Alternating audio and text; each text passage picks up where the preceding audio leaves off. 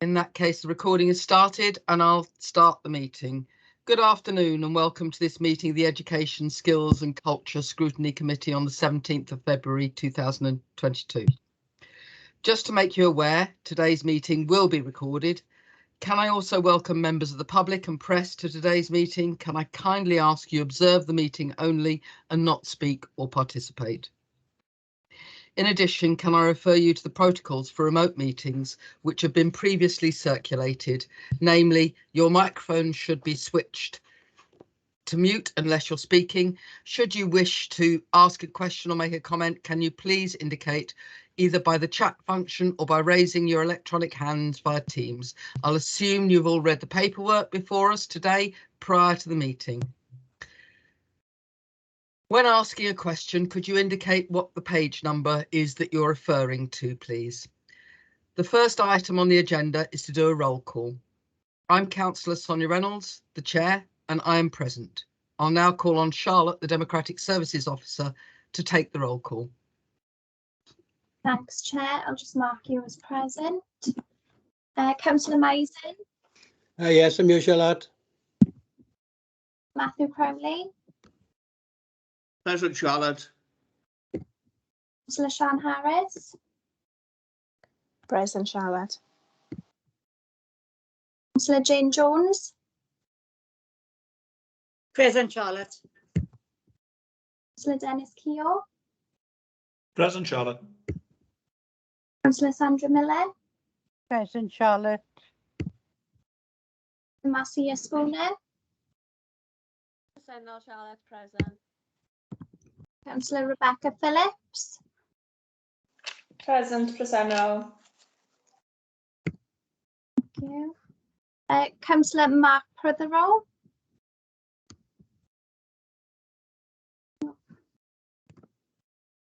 Councillor Suzanne Renkes.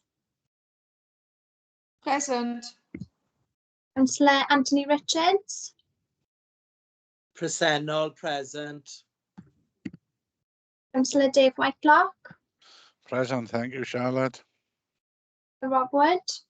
Present, Charlotte. Councillor Joe Hale. Present, thank you, Charlotte. Have I missed any members at all? Apart from that is on the Scrutiny Committee. If I move then to co-opted members, Marie Cardick.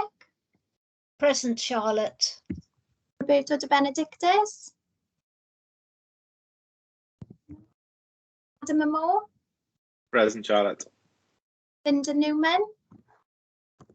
Chair, I've actually had apologies from Linda Newman, so I've marked her as apologies. And then if I move to cabinet members, Councillor Alan Lockyer. Present, Charlotte. Councillor Peter Rees. Present, Charlotte. And then if I move to officers, Andrew Thomas. Chris Millis. Present, Charlotte, thanks. Lee Levy. Present, Charlotte, thank you. Anon Crowhurst. Present, Charlotte. John Burge.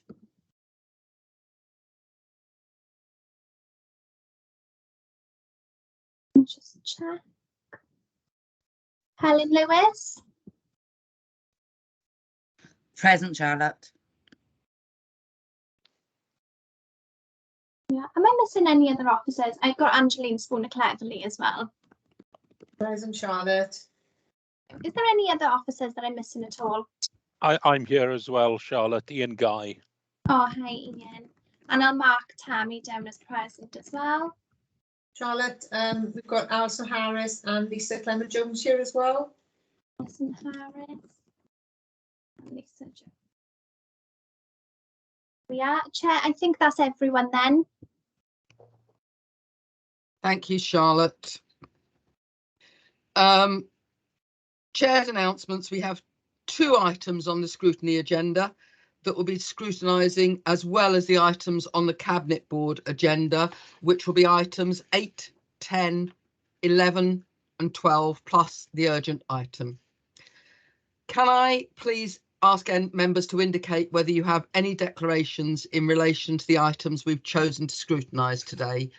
I need to declare that I have an interest in items on childcare, on both the scrutiny agenda and the cabinet agenda, and the Think Families Partnership report.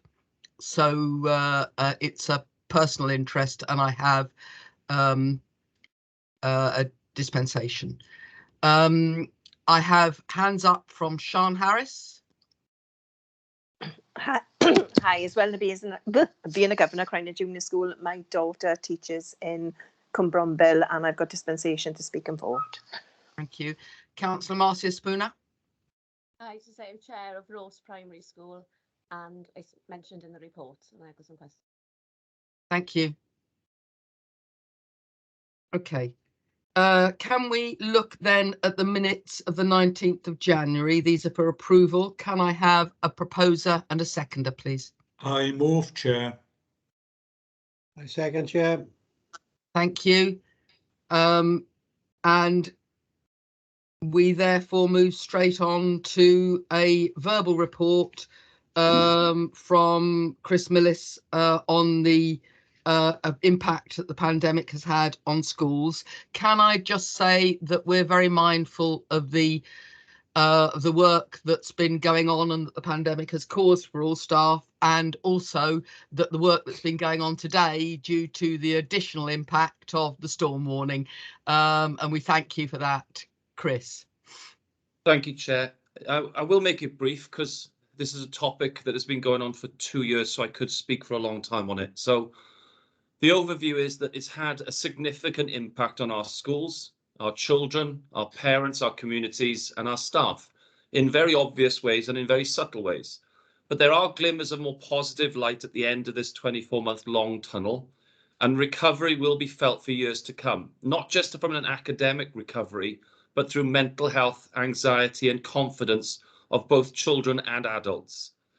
Wales has completed the move now to Alert Zero on the 28th of January, which means that there's a reduced amount of risk assessment happening within Wales and also within Neath Talbot in our schools. Attendance has obviously been affected. So on the 7th of February, our average attendance was 87.83%.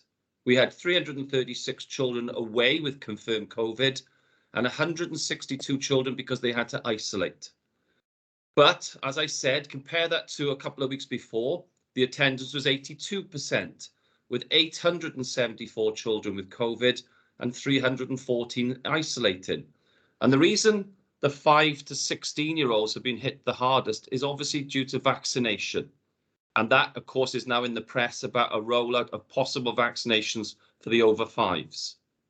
We've also had staff absence, especially recently, when the change of guidance meant that if you had to isolate, the rest of the class didn't. It put a tremendous strain on schools because it meant that the teacher could be off or the teaching assistants could be off, but the rest of the class and the children could all be in school. So last week, for example, we had 67 teachers and 61 TAs test positive for COVID. But that is an improvement from 2 weeks before when we had 76 teachers and 89 TAs test positive. The education support officers visited every school, and I took a sample selection of comments made by senior leaders about how COVID has affected them. Chair, if it's okay with you, I'll read out a few clips from that. School leaders have discussed with us that children have had through different learning experiences. Some are well supported within the family unit, whilst others have experienced great tensions due to family illness, money worries, job losses, etc. School leaders also said that there's been a negative progress on standards, especially in literacy and numeracy, and pupils' social and communication skills at the younger age. Priorities during lockdown and return to school have focused on supporting pupils' mental health and well-being, managing anxieties, getting them back to school, and reassuring the family as well. Managing anxieties and staff expectations has also been a challenge. Schools have worked hard to support staff well-being. In the first lockdown, professional development was focused on equipping staff to deliver online learning. Now, we're looking at equipping staff to deliver trauma-enforced behaviour, challenging behaviour, and supporting children's mental health. And obviously at secondary level, examinations were directly affected for 2 years, so they had to move to centrally assessed grades. This year, this summer, it's moving back to examinations again. Added to this, you've got ALN reform, Curriculum for Wales reform, and lots of other pressures that schools are feeling. Schools recognise the support they're getting from LA staff. Youth work, Cynnydd workers have been invaluable. School-based counselling service, inclusion, catering, cleaning, ESOs, EWOs. We just wish we had more staff to be in more schools at any given time. There's been constant changes to policy, restrictions, parental pressure, guidance, media coverage, and the schools have managed this tightrope of issues. I personally believe schools haven't been given the right recognition for their resilience and the children's resilience and the staff's resilience during this pandemic. Vaccinations are on the horizon, and hopefully that will help if there is another variant. We believe that recovery will be slow, but schools will get all the support they need from our local authority, not just from the Education Directorate, but from all directorates. Thank you, Chair.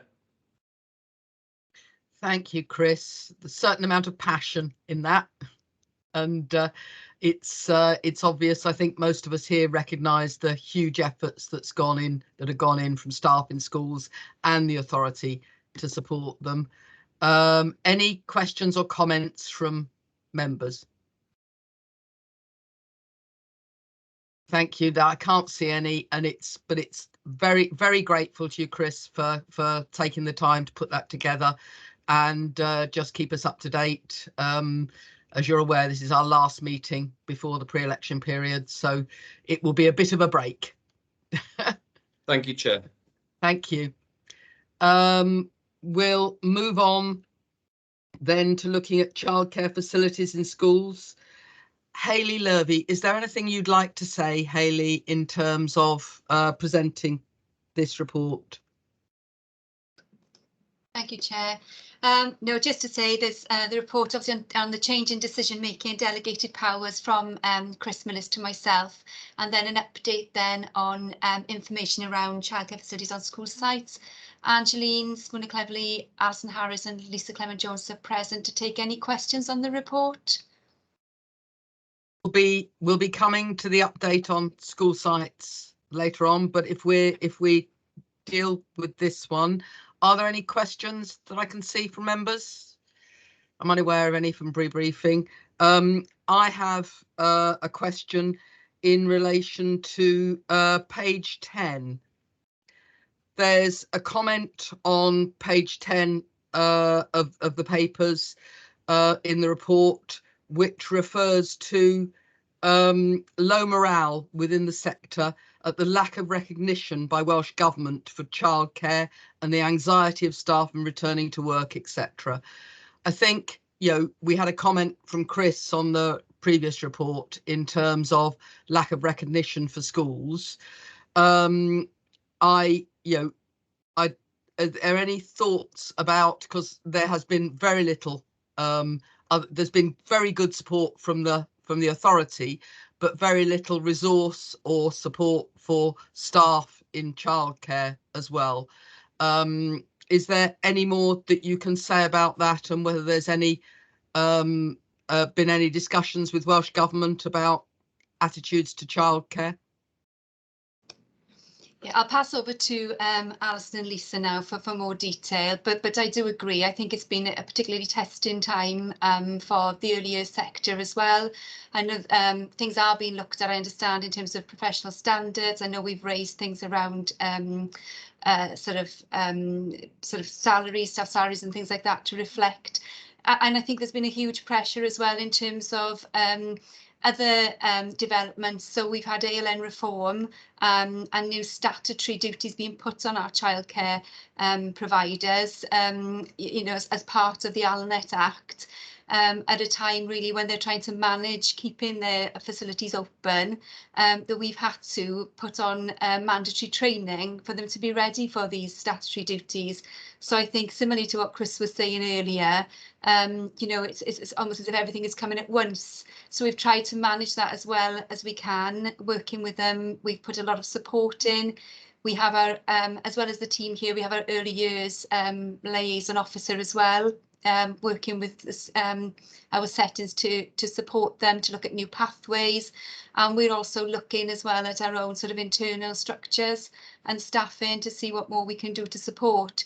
But I do agree it's been a particularly difficult time, but we continue to work closely. And for the positives, when we've put training on, it's been very well attended. And there has been, you know, sort of renewed enthusiasm working together around this. But and we'll continue to do that. But I'll pass over to Angeline and Alison and Lisa to see if there's any further detail they'd like to add. I mean, I think to agree with that as well, totally agree in terms of where they are. I mean, again, obviously Lisa can give you more detail in terms of what they've done, but I know that the early years team have been talking to the settings about the type of training that we've been delivering, how we deliver it, and trying not to give them too much training because, of course, some people are trying to manage it on day-to-day, isn't it, with COVID. So I think the reports allude to that as well. But I'm not sure whether Lisa wants to add anything else on top of that, Lisa. Yes, no problem. Thank you, Councillor Reynolds, for recognising that in the report as well. It's really important for us as an early years and flying start and childcare wider team that they get heard as well. And a lot of them are school based, and there has been some recognition of schools, but they do feel in the childcare sector they haven't been recognised as much. And even though they were actually open when the schools were forced to close as well, if you remember, for emergency childcare. So thank you for recognising that. There's a lot of support in terms of funding coming from Welsh Government at the moment to keep the sector going, and that's detailed in some of the reports today and in board meeting as well. So if anyone wants any further details around what funding has gone where, obviously I can give more details around that, but just to assure members really that the early years and childcare team are really supporting the sector and their staff as well. You know, like you've recognised, they have had a really tough time along with the school staff. So we're not just making sure that their training is up to date, they're really being supported with their emotional and mental well-being themselves as well. And they've recognised, you know, again, that our staff and the local authorities have been really supportive to them. Thank you all. Yes, it's been an interesting time. If we therefore move on, and thank you for that. And yes, there has been a huge amount of support from the authority for the childcare sector that I've been aware of and have heard about from other places. So thank you for that. Okay, if we move on then to look at the Cabinet papers, we're going to go into pre-decision scrutiny. And as I said, we've decided to scrutinise items 8, 10, 11, 12 and the urgent item. So if we move directly to childcare facilities in schools, does anybody want to say anything, or do we move direct to questions? I'm happy to move direct to questions, Chair, if everybody else is. Thank you. Thank you. Councillor Marcia Spooner. Thank you, Chair. I was just interested in updates on the opening of these, the completion dates of these sites, when if we're still on target, on schedule. Can I pass that on to Lisa? Lisa, you're happy to pick that one up? Thank you. Of course. Councillor Spooner, is there any particular site that you're referencing there, please? Well, particularly Ross Primary School, obviously I'm the chair of Ross, so it says February 2022. I believe there's a handover, it might have been yesterday, but there's still some little works to be done. So I'm just wondering, you know, how we doing on that really. I can give you a short update specifically on Ross if you like. So yes, I received the keys yesterday, all is well and good with the building apart from some small snagging that needs to take place. We've shortlisted for providers 3 very strong applications, and have been shortlisted, and along with the governors and some of my early years staff, we'll be interviewing alongside the school to assist the best provider to be selected. And as soon as that provider is selected, then they'll be racing ahead to get CIW registration in place and get the childcare up and running. So it's really good news. Thank you. And what about the other settings? A lot of them are completion February, May. Are we on target? 'Cause I know things are difficult. But... Yes, there's been some slips in some of the programmes. Most of them are on target. There may be a little bit of a slip with Blaendillaeth and Carmarthen, and that's mainly due to groundworks and availability to push things on. So there may be a couple of months slip there, but no massive delays to be noted there really at the moment. Okay, thank you. Councillor Vivian Meisen. Yes, thank you, Chair. Yes, on that list, I'm glad you mentioned Carmarthen. And I was going to ask, I know we did find a site in the end, to build. And I know we got the completion date for March next year. Do we know, or have we got a rough estimate on when commencement will start?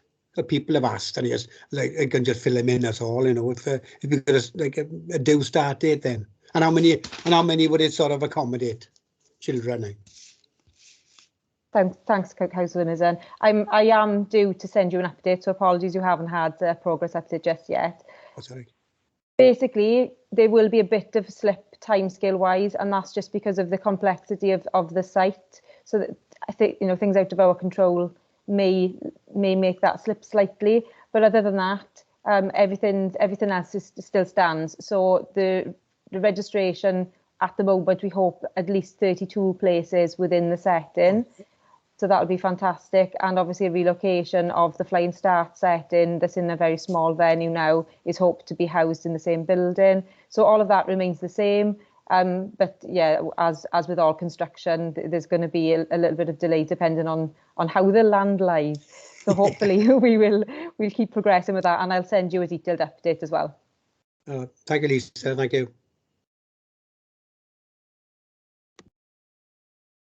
Sorry, despite turning it to silent, my phone insists on ringing. Luckily, the mic's off. So brief delay while I just turn that off. Sorry about that. I see no further questions from other members. I have a couple, one of which you've already answered. The settings will be registered with CIW, you're indicating. Can I ask what sort of provision is proposed, or whether that's down to the governors in schools, whether it will be full daycare, or whether it will be wraparound care, or just sessions with Flying Start, or what it will be? Thank you, Councillor Reynolds. That changes depending on the area. So depending on what we're putting in place and whether it's currently a Flying Start area or not, what we've done is looked at the current childcare sufficiency audit information to see what's needed in the area and where schools are involved on school sites, spoken to the schools and the governors and the parents around what they need. And then depending on what they need, with the school-based sites, an expression of interest goes out to the sector then with detail on that around what sort of childcare that particular area needs. So when the expression of interest come in, it's up to the provider then to say how they're going to meet those needs. So some of them will say sessional childcare, most of them have said daycare, after school, before school, everything that they need. And then we score against what the school and the governors require. Does that answer your question? Yeah, no, thank you. That's interesting. And because they're CIW registered, they will adhere to ratios, I'm assuming. They absolutely will. Yeah, because that's been an issue with some school settings in the past. Okay, thank you very much.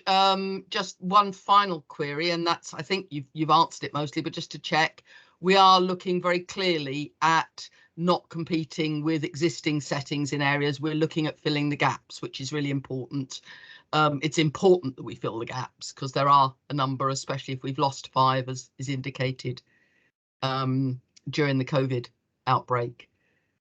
So absolutely. So Right. within, again, that is area specific. So if there's already childcare in place, especially in some of the schools, that's an excellent example. If there's a childcare in school, then we are extending that childcare with capital if the need has been identified through the childcare offer and through the childcare sufficiency audit, and now in line with the Welsh Education Strategic Plan as well. So that's again area specific. If there's not a childcare set in there, then we've got flexibility to look at expressions of interest being just around local childcare within the area, rather than pushing it all sector wide, to make sure that we are looking at gaps and that we're not creating competition, then that we are, you know, going into areas where there's a significant need for childcare. Thanks very much. Okay, in that case, I see no further questions, so we'll move on. Just in terms of that one, there's a recommendation on page 22. Of course there is, sorry. So if members are happy to support it, then just to propose. Thank you. Yes, can I have a proposer and a seconder that we are happy to support that recommendation on? I move, Chair. Thank you. And a seconder? Second, Chair. Thank you. To Cabinet Board then, Chair. Thank you. In that case, we move on to annual pupil performance report 2021. We wished to make just a brief comment on this to congratulate staff again for their work keeping this going, and wish well for the forthcoming exams and other tests that will take pupils forward. There have been no questions identified for this report other than that. So if we may, we'll leave it at that. We didn't want to just let it pass. We have noted it. It has been read, and we understand the issues that have been raised in relation to performance changes. Thank you, Chair. Thank you. And then Q3 quarterly performance report. We had a comment coming through from Councillor Misen. Yes, Chair. Yes, thanks for that. Yeah. Look, we know that a lot of these figures are going to be affected by the COVID, you know, visits to leisure centres and libraries and theatres and what have you, so we're not going to get any good figures there. But I noticed that there are a couple of things I'm happy about. There's the percentage of children, attending Welsh as a medium language has gone up. It's good. Green light there. And the youth service as well, a green light, so that's good there. It's the community, right? What I really liked was the community for work. Some really good figures there, mostly all green and one red, which is the number of up to 25 that I was experiencing. Look for work experience. I don't know why, but the figures are what they are. We've had COVID for 2 years. I just like to compliment everybody on the work they've done, and there are some positives there amongst the figures, so thank you very much. Thank you, Councillor Misen. We appreciate that, and we'll let the staff know. Thank you. And then we're moving on, and then the final item in public is for noting on the Think Family Partnership update. And that's Hayley again. Yeah, thank you, Chair. This is an update on the services being delivered through the Think Family Partnership. Alison Harris is also here to take any questions. So happy to take questions on this. There's quite a lot of information in the report. It's a very interesting report, makes an interesting read, and a lot of it, you read through and you follow through. It's a lot of work's been done, a lot of support during the pandemic. Can I ask though, page 91, new Welsh Childcare Award to launch in 5 English settings. I just wondered why English settings only, being aware that there are Welsh language settings who struggle to get Welsh language staff and support and whatever. I just wondered what the thinking was. Sorry, if you could elucidate on that a bit. Yeah, and I think I'll pass to Lisa and Alison to discuss that, if that's okay. Lisa, you happy to take that? Thank you. Thank you, Councillor Reynolds. So the aim of the award is to encourage some of our English medium settings to hopefully, ambitiously, become bilingual settings. So it's to really bolster their Welsh knowledge and give them a little bit of an incentive with an award, because we know from Healthy Preschool and Healthy School Awards, they do like a plaque on the wall.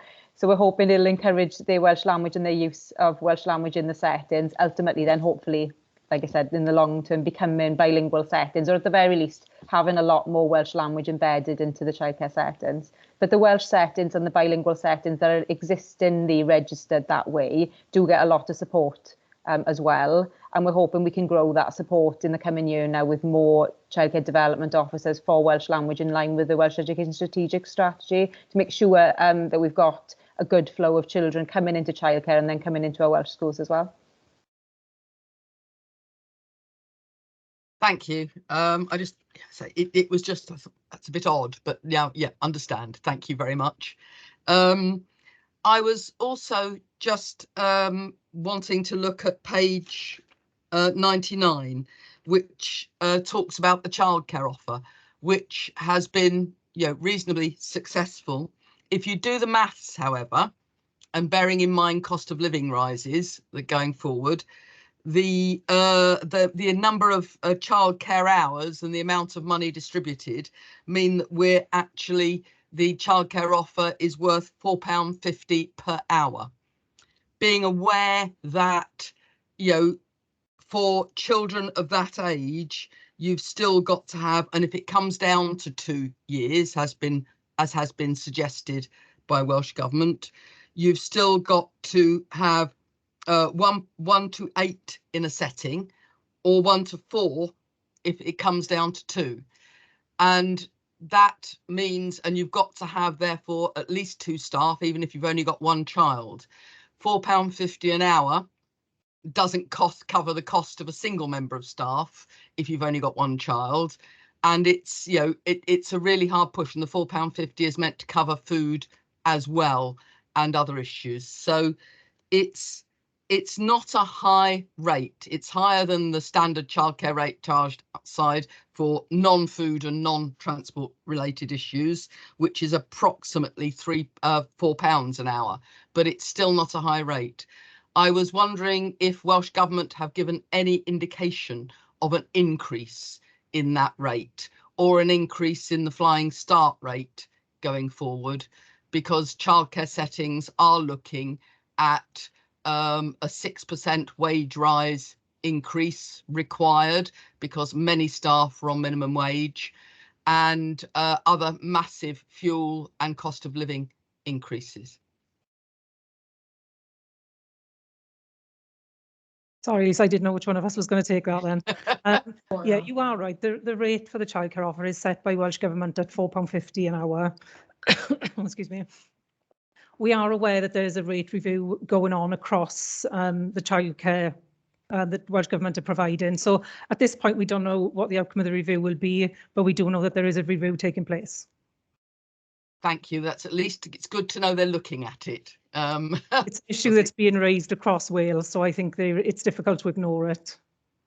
Thank you. No, that's very helpful. Sorry, Chair, just to add as well, in terms of things like professionalism and training with regard to childcare, we are having this conversation with Welsh Government, because obviously we're looking at the 2-year childcare kind of offer and what's going to happen with that moving forward. So it looks like Welsh Government are considering how these things kind of come into the mix and that.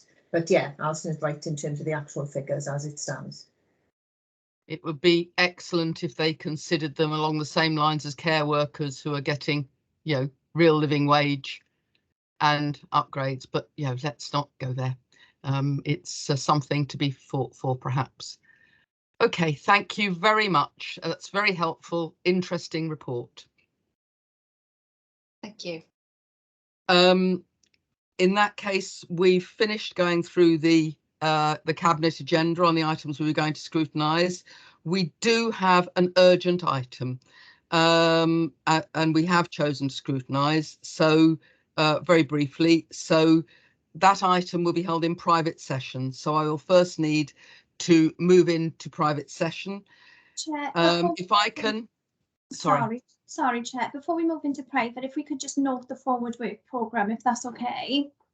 Certainly, thank you. Thank you, Charlotte. It's not much of one because we're moving into the pre-election period. What I was going to say at the end of the meeting was that this is our last meeting, very clearly, of this committee, unless something very urgent comes up. So we will be wishing well to those members that don't come back, and to those who do come back, and to new members who will take on the mantle. So thank you, Charlotte. Anybody got any comments on the forward work at all? No. Thank you. Thanks, Chair. In that case, we need to move into private. So I need a proposer and a seconder for the resolution, which is to resolve to exclude the public for the following items pursuant to Regulation 4 (3) and (5) of Statutory Instrument 2001 number 2290 and the relevant exempt paragraphs of Part 4 of Schedule 12A of the Local Government Act 1972. Chair, I move that we go into private then. I second that, Chair. I will second it, Chair. Thank you. Can I therefore ask that this point we would like to thank any members of the public and press for joining us this afternoon, but can I ask that you now leave the meeting? Could I also ask that the recording of the meeting be stopped?